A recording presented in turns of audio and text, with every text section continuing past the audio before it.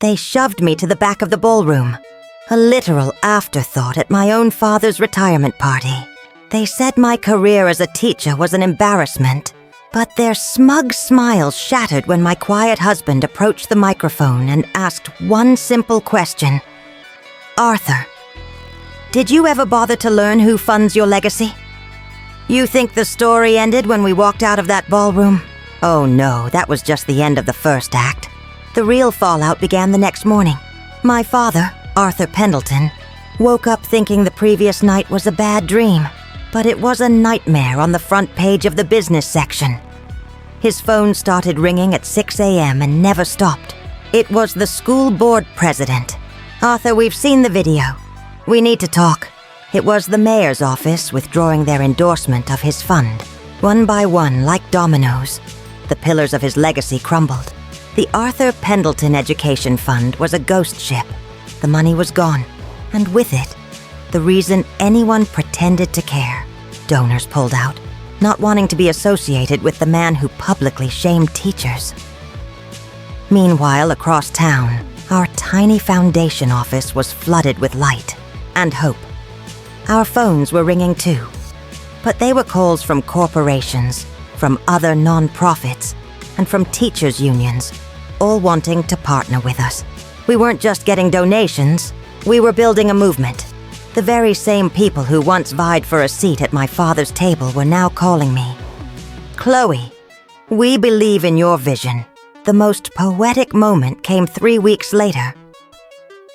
The school board officially dissolved the Pendleton Fund and issued a public statement endorsing the Chloe Evans Foundation as the district's primary partner.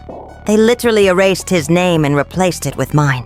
His life's work, gone in a single vote. I saw a photo of him in the paper a month later, getting coffee alone. The charismatic principal was gone, replaced by a tired old man. He built his castle on the sand of prestige and money. And when that tide went out, there was nothing left. His legacy wasn't destroyed by me or by Liam. It was destroyed the moment he chose to value the wrong things. The ballroom revelation was just the spark. What came after was the wildfire. See, when you humiliate the most powerful tech CEO in the state on a live stream, you don't just lose your funding, you attract attention. And not the good kind. An investigative reporter from the city's biggest newspaper saw the video, but she wasn't interested in the family drama. She was interested in the man at the center of it, Arthur Pendleton. And she started digging. What she found would make your skin crawl. A pattern of favors for school board members' children. Unexplained budget allocations that always seemed to benefit his inner circle. The prestigious internship program that only ever seemed to place the children of major donors. Her article was a bombshell. It was titled, "The Principal's Price: How Arthur Pendleton's Legacy Was Built on Broken Rules." It wasn't just a story. It was an obituary for his career. The public outrage was immediate. Parents were furious. The teachers, who had silently endured his favoritism for years, finally felt safe to speak up, and their stories were devastating. The district launched a full-scale forensic audit. And Liam? He didn't need to lift a finger. His company provided any financial records the auditors requested. But the trail of my father's misdeeds was long and easy to follow. He's now facing a formal inquiry that could strip him of his principal's license and his state pension. The gala wasn't his grand finale. It was the opening statement in his professional ruin. He thought the worst thing that could happen was public shame. He was wrong. The worst thing was the truth. In the chaos of the viral video and the foundation launch, it was easy to get lost in the noise of money and corporate drama. But then, a letter arrived. It wasn't an email or a comment. It was a handwritten letter on simple stationery, addressed to me at the school. It was from Maya, a student I'd taught 8 years ago, a quiet girl who struggled with a stutter. She'd seen the video, and she wrote, "Dear Mrs. Evans, I saw what your family said about you being just a teacher. I need you to know what your just meant to me." She went on to describe the afternoons I spent with her, patiently helping her find her voice. She wrote about the book I gave her, about a girl who found courage in her differences. She is now in her first year of college, studying speech pathology. Her letter ended, "You didn't just teach me to read. You taught me I had a voice worth hearing. That is a legacy no board position can ever match." I was crying by the end of it. But Maya wasn't done. With my permission, she turned that letter into a public essay and posted it online. It went viral in its own right. It was shared by educators, parents, and even celebrities. The headline was, "To the Teacher Who Mattered, an open letter to Chloe Evans." That essay did something the viral video couldn't. It wasn't about revenge or schadenfreude. It was pure, undeniable proof of impact. While my father's legacy was being dissected for its corruption, mine was being celebrated for its humanity. People weren't just on my side. They were in my corner. They saw the real, tangible good that teachers do. My victory was no longer about a $5 million fund. It was about one student and then 1,000 more, whose lives were changed not by a corporate donation, but by the simple, powerful act of a teacher who cared. Months passed. The foundation was thriving. My life was full, but there was a quiet, aching space where my father used to be. I didn't miss the man he became, but I grieved for the father I thought I had as a little girl. Then one Tuesday afternoon, he was just there, standing at the gates of my school during recess. He wasn't in a Tom Ford suit. He was in a simple windbreaker, looking smaller than I'd ever seen him. The kids were playing, their laughter filling the air. He was just watching them. I walked over slowly, my heart pounding. "You can't be here, Arthur," I said, using his first name. It felt foreign on my tongue. He didn't look at me, his eyes still on the children. "This is what you see every day?" he asked, his voice rough. "Yes, it's loud," he said. And then, after a pause, "and full of life." He finally turned to me, and his eyes were red-rimmed. "I spent 30 years in education, Chloe, in offices, in boardrooms. I think I forgot what it sounded like." He didn't have a grand speech. He just stood there, a broken man witnessing the simple joy he'd spent a lifetime overlooking. "I was wrong," he whispered. "Not about their money or the position. I was wrong about everything. I built a monument to myself and you. You planted a garden." He turned and walked away before I could respond.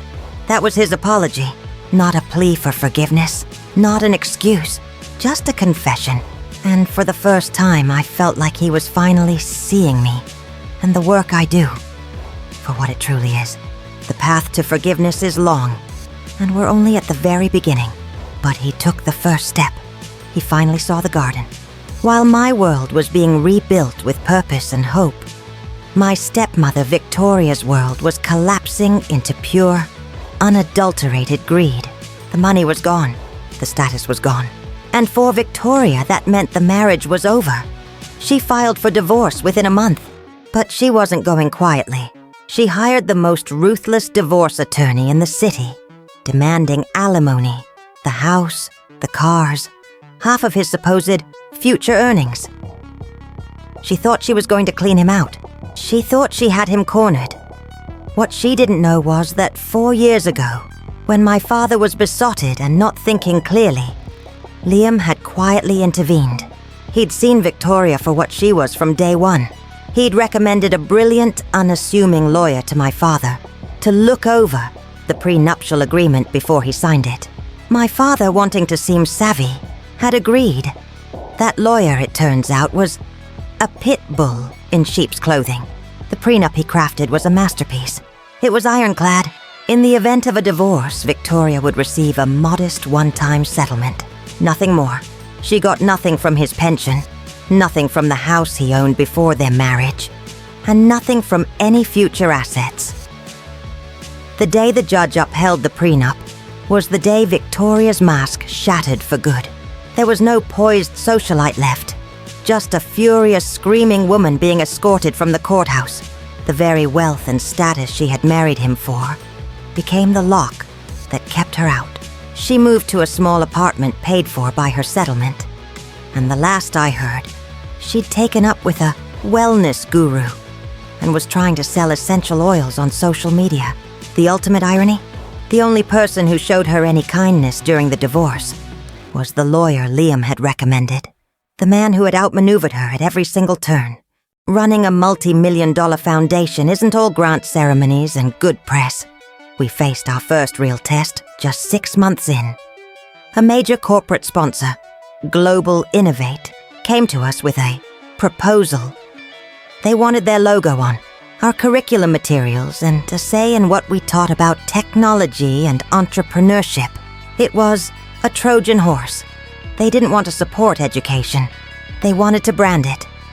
My board was divided. David Chen, the chairman, was cautious. Chloe, this is a lot of money to walk away from.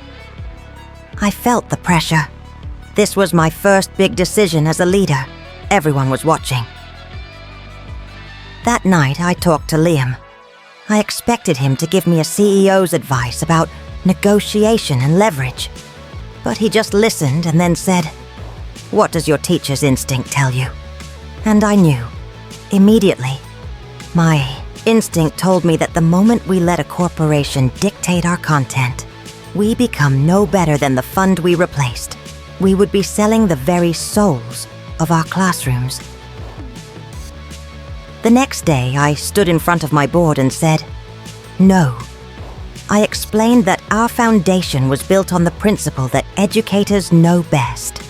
We would not compromise that for any amount of money. We lost the sponsorship. The headlines were brutal.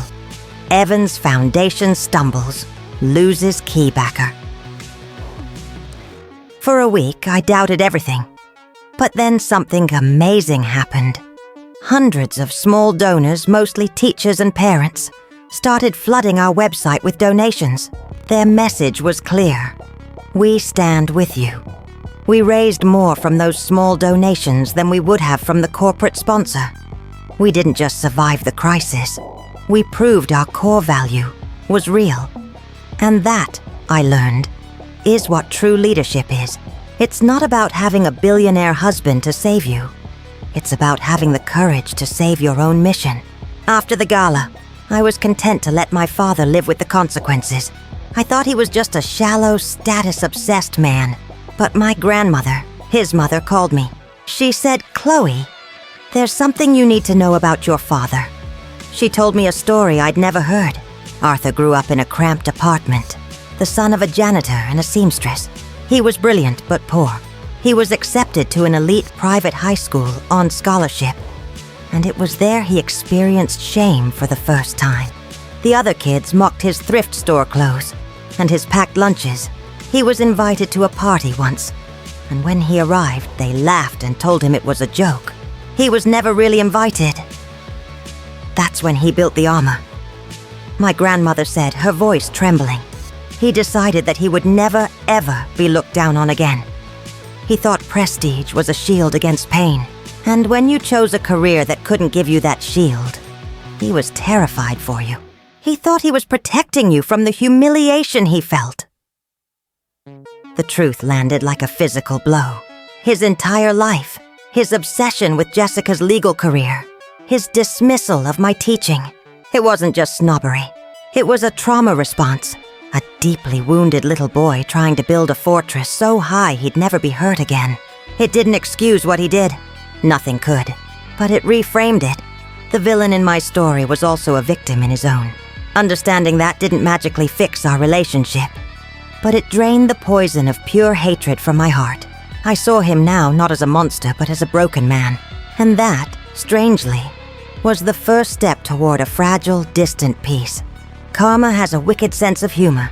After being disbarred for ethics violations related to the contract scandal, my stepsister, Sloane, discovered that no prestigious law firm would touch her. Her reputation was toxic. She had bills to pay, so she took the only job she could get, a teacher's aide at a struggling inner-city school. The universe had handed her the ultimate irony. I heard about it through the teacher grapevine. At first, I thought it was a joke, but then I saw her in the teacher's lounge of a school across town, looking utterly lost. She was wearing a simple sweater instead of a designer dress. Trying to manage a group of rowdy fifth graders who did not care about her Harvard degree, I decided to pay her a visit. The look on her face when I walked in was priceless. A mixture of shame, defiance, and exhaustion. "Come to gloat?" she snapped. "No," I said calmly. "Come to see if you need help." I spent an hour with her, giving her the most basic classroom management tips. How to get their attention without yelling. How to find the one child who needs a little extra help. She listened, not because she wanted to, but because she was desperate. Weeks turned into months. I'd get snippets about her.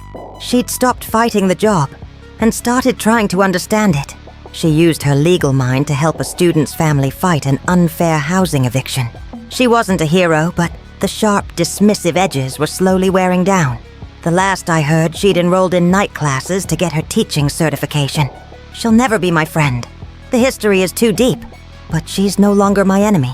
She's just a colleague, and in its own way, that feels like a victory, almost as sweet as the one in the ballroom. After the secrets were out, my marriage transformed. Liam and I were no longer protector and protected. We were partners, CEOs of our respective domains, merging our worlds to create something powerful. Our first major project together was the Educator Innovation Grant, a partnership between my foundation and his company. We were in a meeting with a room full of skeptical tech executives and stodgy educational bureaucrats. They kept directing their questions to Liam, ignoring me. The old dynamics were trying to reassert themselves. But this time, Liam just leaned back in his chair and said, "You'll have to direct that question to my wife. She's the expert in pedagogy. I just sign the checks." The room went quiet. He had effortlessly handed me the power, and I took it. I stood up and walked them through the data, the teacher testimonials, and the neuroscience behind our proposed methods. I spoke their language of ROI and scalability. But I rooted it all in the undeniable truth of the classroom. By the end of the meeting, they weren't just agreeing. They were excited. We secured the biggest partnership in the Foundation's history. Driving home, Liam looked at me, his eyes full of a new kind of pride. Not the pride of a savior, but of an equal. "You were magnificent in there," he said. And I felt it. We weren't Chloe, the teacher, and Liam, the secret billionaire. We were the Evans, a united front, a team. And together we weren't just changing one school or one fund. We were starting a revolution in how the world values education. And we were doing it side by side. People always ask me, "Weren't you furious Liam kept such a huge secret?" And the truth is no, because I finally understood why. It wasn't about deception. It was about protection. One evening after the foundation was running smoothly, he took me to a quiet little Italian restaurant, the kind with checkered tablecloths, where we'd had our first date, and he told me the whole story. "My mother," he began, "was a teacher just like you. She taught second grade for 35 years, and I watched her. I watched her spend her own money on construction paper and books. I watched her stay up until midnight grading papers. And I watched people at parties ask her what she did. And when she said teacher, their eyes would just glaze over. They'd turn to someone more interesting."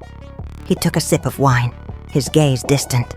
"I promised myself that if I ever made money, I would use it to honor her, to honor all teachers. So I built Techverse.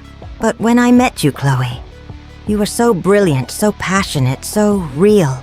You loved me for the man who fixed the leaky faucet and made bad pancake breakfasts.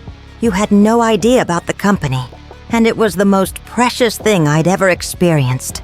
I was terrified that if you knew, that light in your eyes when you looked at me would change. You'd see a CEO, not just Liam. So I kept the two worlds separate, not to lie to you, but to protect the most genuine relationship I'd ever had." Tears were streaming down my face. He hadn't been hiding his success from me.